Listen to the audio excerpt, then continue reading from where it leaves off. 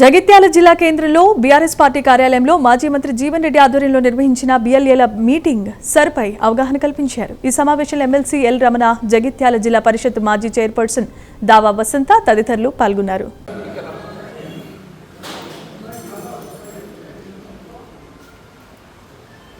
కేంద్ర ఎన్నికలకు సంబంధించిన ఎస్ఐఆర్ ప్రక్రియలో భాగంగా జగిత్యాల జిల్లా పరిధిలోని జగిత్యాల నియోజకవర్గంలో ఈరోజు ఎస్ఐఆర్ కార్యక్రమం విజయవంతం కార్యక్రమాన్ని చేపట్టడం జరిగిందో దాని అమలుకు సంబంధించి ఇలా భారత రాష్ట్ర సమితి ప్రత్యేకంగా అర్హత కలిగి ఉన్నటువంటి ఏ ఓటరు కూడా తన ఓటు హక్కు పోగొట్టుకోకూడదు, అది హక్కు పొందే విధంగా పార్టీ పరంగా ఎన్నికల్లో ప్రత్యేకంగా కార్యక్రమాన్ని నిర్వహించారు.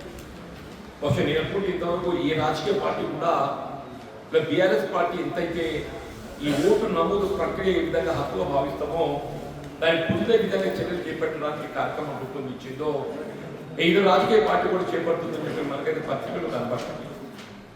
ముఖ్యంగా మన ప్రాంతానికి సంబంధించి కార్యనిర్వాహక అధ్యక్షుడు టి రామారావు గారు రమణ గారికి ఏదైతుందో గతంలో వాడుకున్నటువంటి అనుభవాన్ని దృష్టిలో ఉంచుతారు. తెలంగాణ రాష్ట్రానికి సంబంధించి ఒక శాసన మండలి ఉపనాయకులుగా వారు నిర్వహిస్తున్న బాధ్యతను మరింత విస్తృత చేయబడే విధంగా ఏదైతుందో వారికి ఒకవైపు రాష్ట్ర స్థాయి బాధ్యత అప్పగించడంతో పాటుగా ఇప్పుడు ఉమ్మడి కరీంనగర్ జిల్లాకు సంబంధించి ప్రత్యేకంగా వారికి బాధ్యత అప్పగించారు.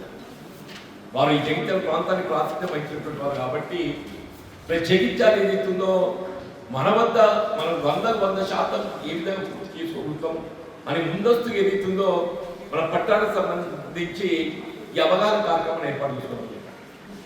సోదరి వసంత గారు గతంలో కూడా 2 పర్యాయ సమావేశాలు ఏర్పాటు చేసుకున్నారు. అప్పుడు ఏదైతుందో విద్యాసాగర్ ఒక పర్యాయం వచ్చిండ్రు, ఇంకో పర్యాయం ఏదైతుందో మనం సాయంత్రం అందుబాటులో ఉన్నటువంటి నాయకత్వం మనం అవగాహన కార్యక్రమం నిర్వహించాం. ఏదైనా ఇవాళ రమణ గారు ఏదైతుందో ఇప్పుడు ఇన్ డీటెయిల్ మనం అనుకుంటే అనుమానాలన్నీ నివృత్తి చేయబడే విధంగా సౌకర్యంగా మనం అవేర్నెస్ ఏంటంటే తీసుకోవాలి. ఏ పరిస్థితుల్లో కూడా ఇవాళ మనం 11th జూలై వారు ఏదైతుందో మనకి ఎప్పటికీ అందుబాటులో ఉంటారు. అవసరమైతే అగైన్ మీకు మీట్ ఆన్ 19th మనకి 24 ముగింపు ఉంటుంది. 24 ముగింపు అంటే అవసరం వస్తే 19th ఎప్పుడు మనం వీలు ఉంటే సరే, అదర్వైజ్ ఆల్సో వాళ్ళు ఎప్పుడు పెట్టుకోలో వారిని కాంటాక్ట్ చేస్తూ వసంత గారు అందుబాటులో ఉంటుంది, స్థానికంగా నేను అందుబాటులో ఉంటే గురమైన గారు ఏదైతుందో ఈ ఓటు ప్రక్రియ యొక్క ఆవశ్యకతను అందరం కూడా గుర్తించాలనే భావంతో ఈ యొక్క అవగాహన సమావేశాన్ని ఏర్పడించుకోవాలని చెప్పండి. ఒకటి వారు ముఖ్యంగా చెప్పింది ఏంటంటే మనం ఓటు నమోదు చేసుకున్నప్పుడు స్పెల్లింగ్ అనేది ప్రధానంగా చెప్పండి. వారి స్వయంగా చెప్పారు ఎల్లు రంతాలని చెప్పారంటే ఏ విధంగా స్పెల్లింగ్ చేయాలి. అది మనం ఆధార్ కార్డు ఏదైతుందో మనం ముందు పెట్టుకొని ఆధార్ కార్డుకు అనుగుణంగా ఏదైతుందో మనం స్పెల్లింగ్ చేయాలి. లేకుంటే ఇది స్పెల్లింగ్ అక్కడికి అయిపోతే కూడా మనకు అది ఇబ్బంది కలిగే అవకాశం ఉంటుంది. కాబట్టి ఆ ఫామ్ నింపేటప్పుడు ఆ స్పెల్లింగ్ అనేది ప్రధానంగా మనం గమనించాలని చెప్పని ఒకటి కోరుతున్నాం. ఇలా మిగిలింది ఏదైతుందో 24th మాత్రం ఫామ్ సబ్మిట్ చేయాలి. ఏదైనా అసంపూర్తి ఉన్నా కానీ మనం తదుపరి ఏదైతే మనకు అవకాశం ఉందో 1 month అసంపూర్తి ఉన్నది కానీ ఏదైతే అయ్యో మనం 2002 మ్యాపింగ్ కావటం లేదు, మన లిస్ట్ ఎట్లా ఇది అవుతుందో కాదు అని అనుమానం అక్కర్లేదు. ఇలా 2002 మ్యాపింగ్ ఏదైతుందో వాళ్ళ యాప్ గురించి కూడా సవ్యంగా వివరించింది. ఇవాళ ఎన్నికల కమిషన్ అందులో పోతే కేవలం తెలంగాణ రాష్ట్రానికి పరిమితం కాకుండా మొత్తం దేశంలో భారతదేశంలో 2002లో ఏ ప్రాంతంలో మన ఓటు నమోదు చేయబడింది. ఉదాహరణకు రమణ గారికి నేను నాదే చెప్తున్నాను. మొన్న ఒకనాడు ఇచ్చే సమావేశం సందర్భంగా మొదటి సమావేశంలో మా కూడలు హర్యానాలో కింద వచ్చిన అమ్మాయి మరి మేము ఎట్లా పొందడం సమస్య అయిపోతుంది కదా అని చెప్పి నేను మాట్లాడేది. ఇక్కడ ఈ రెవెన్యూ అధికారులు ఏదైతుందో ముందస్తు ఏదైతుందో మా కూడలు డీటెయిల్ తీసుకొని పంపించింది. ఎందుకంటే మనం కొంత ప్రజాజీవితం ఉన్నట్టు కాబట్టి నేను జాగ్రత్త మనం గమనిస్తాను, మనకి మిస్ కాకూడదు అని చెప్పాలి. మరి ప్రశ్నించేందుకు అవకాశం ఉంటుందని చెప్పాలి. అమ్మాయిని ఏదైతుందో 2002లో వాళ్ళ నాన్నగారు అక్కడ ఏదైతుందో గురుగాంలో వారు నమోదు చేయబడింది. అది తీసి నాకు పంపించిన అమ్మాయి మీరు అందులో పోయినట్టయితే ఎవరిది కానీ దొరుకుతుంది అని చెప్పండి. దొరకకుండా కూడా మీరు ఇబ్బంది పడగలిగి తాత్కాలికంగా తదుపరి మళ్ళీ మనకి ఏదైతుందో ప్రూఫ్ సబ్మిట్ చేసుకోవడానికి కూడా అవకాశం. ఒక నిర్లిప్తత, ఒక నిర్లక్ష్యం అది ఓటర్కు మనకు కూడా ఆ విధంగా ఉంటుంది. కానీ మనము మళ్ళీ ఓటేయాలంటే కూడా ఓటర్ లిస్టులో మన పేరు ఉండే విధంగా మన బిఎల్ఏస్ బిఎల్ఓ తోటి మరి కోఆర్డినేషన్ తోటి పనిచేయాల్సినటువంటి అవసరం ఉంది. కానీ ఇంతకుముందు మన మధు చెప్పినట్టుగా కొంతమంది చెప్పినట్టుగా ఆ బిఎల్ఓస్కే సరైన అవగాహన లేకుండా వాళ్ళ మన జైత్యాల నియోజకవర్గం జిల్లాలో ఎంతైందనంటే అధికారిక లెక్కల ప్రకారం 27.5% మాత్రమే అయిందని చెప్పేసి నిన్న కేంద్ర ఎన్నికల సంఘంకు మన జిల్లా కలెక్టర్ గారు పంపారు. ఇక్కడ ఏమవుతుందంటే రూరల్ ఏరియాస్లో ఒక స్కూల్ దగ్గరనో గ్రామ పంచాయతీ దగ్గరనో పెట్టుకుంటూ చేస్తున్నారు.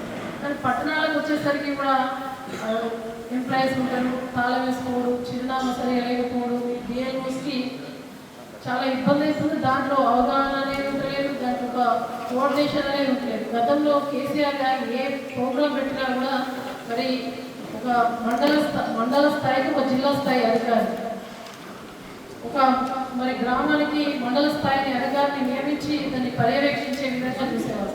దీని బాధ్యత బిఎల్ఏస్తో పాటు మరి అధికారులదే బాధ్యత ఎక్కువ ఉంటుంది. కాబట్టి ఈ మన మీటింగ్ ద్వారా మన జిల్లా కలెక్టర్ గారు దీన్ని ఇంకెక్కువ చేయాలి, పారదర్శకంగా చేయాలి, ఖచ్చితంగా చేయాలి.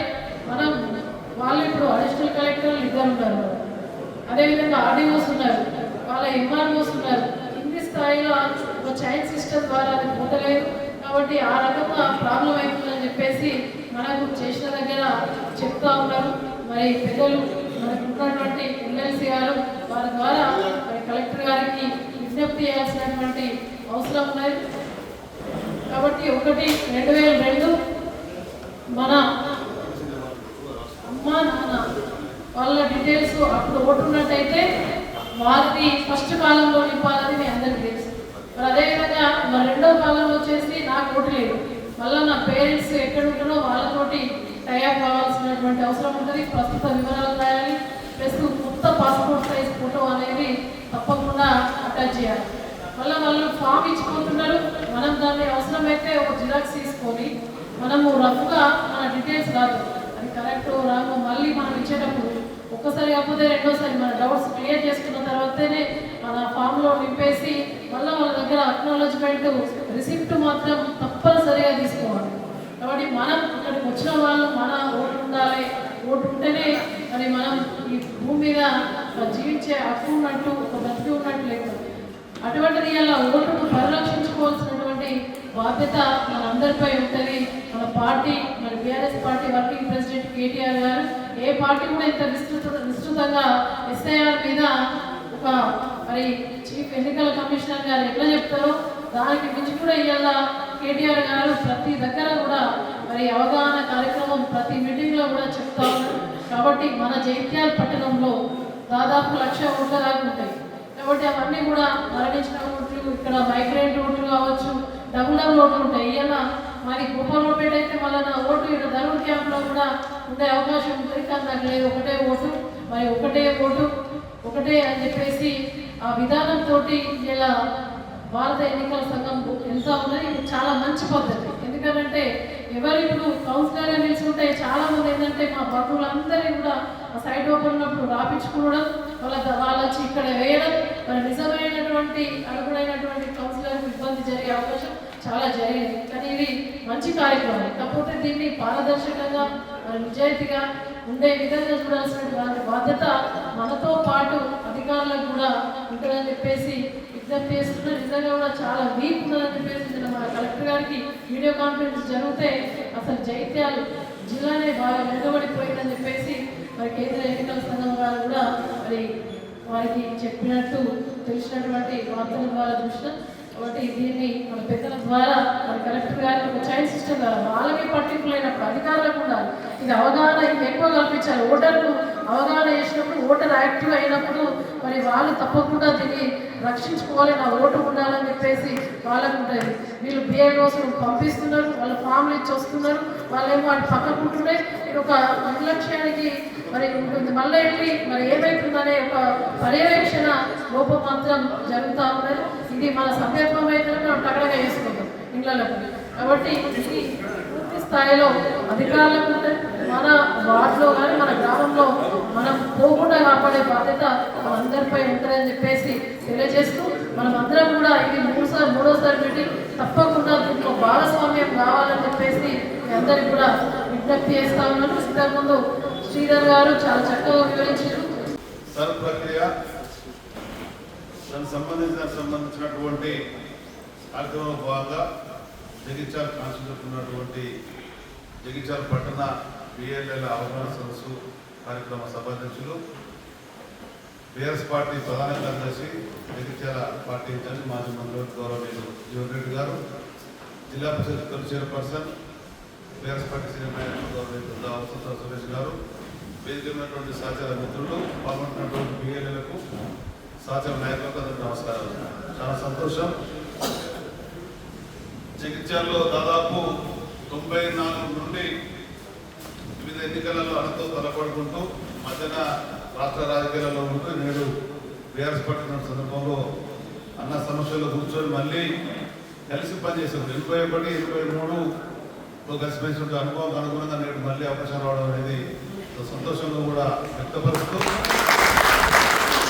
తిరిగి మళ్ళీ బీఆర్ఎస్ పార్టీ జెండాను జగిత్యాల అగ్రసే విధంగా అన్న జీవనన్న దామచంద్ర విధంగా అగ్రసగా ఉండి ఎదురైద్దామని చెప్పని కోరుకుంటూ,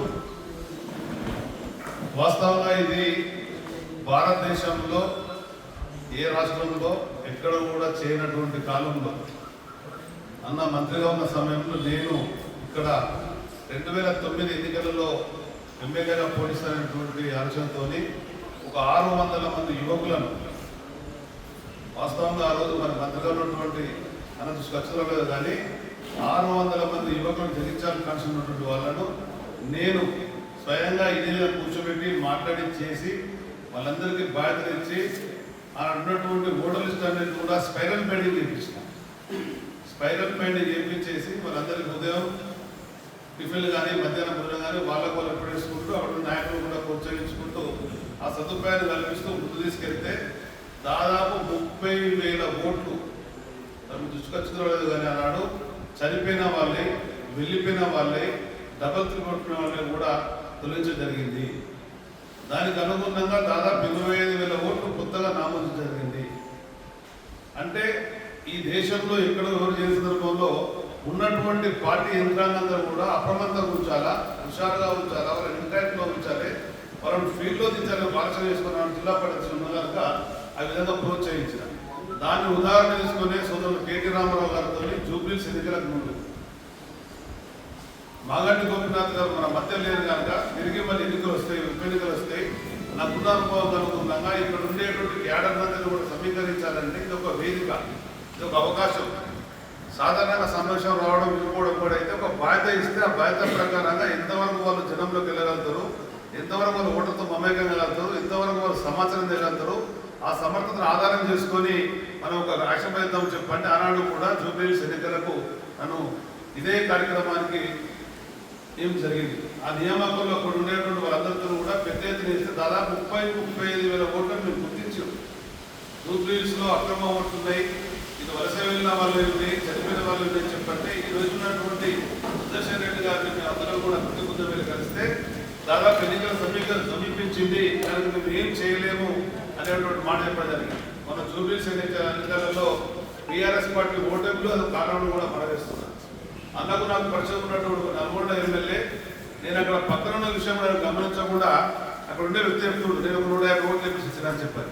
అంటే ఏదైతే ఇవి వలస వెళ్ళిండ్రో, చనిపోయిన రోజుల్లో ఆ డబ్బులు ఓట్లు ఉన్నాయో ఆయన కాన్స్టిట్యూన్సీకి వెళ్ళి తెచ్చుకొని ఆయన ఓట్లు తెచ్చుకొని పోయి నేను కూడా విషయం చెప్తా. అంటే ఈ విధమైనటువంటి అవకాశాన్ని ఎవరైతే మసిల్ పవర్ కానీ మనీ పవర్ కానీ డామినేషన్ చేయగలుగుతారో అటువంటి వాళ్ళకు మాత్రం ఉపయోగపడే అంశము.